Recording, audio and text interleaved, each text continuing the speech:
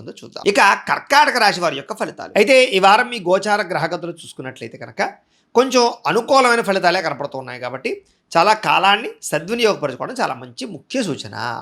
అయితే ప్రధానంగా ఆరోగ్యం విషయంలో మాత్రం చిన్న చిన్న ఇబ్బందులు, అస్వస్థతలు ఎక్కువ కనపడుతున్నాయి. కాబట్టి ఎక్కువగా ఆరోగ్యం పట్ల మాత్రం శ్రద్ధ పెట్టండి. మిగతా అన్నీ కూడా మీకు చాలా అనుకూలమైన వాతావరణం కనపడుతోంది. కాకపోతే వ్యాయామం చేయడం కానీ, పౌష్టిక ఆహారం తినడం కానీ, మంచి ఆహారం తినడం కానీ, సత్వ ఆహారం తినడం కానీ మీకు బాగా అనుకూలిస్తుంది.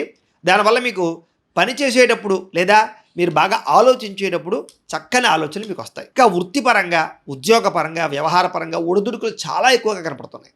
కానీ ఎన్ని రకాల ఒడిదుడుకులు వచ్చినా, ఎన్ని రకాల ఉద్యోగ సమస్యలు వచ్చినా, వ్యాపార సమస్యలు వచ్చినా వాటి నుంచి బయటపడేటటువంటి తెలివితేటలు మీలో బ్రహ్మాండంగా ఈ వారం రాబోతున్నాయి.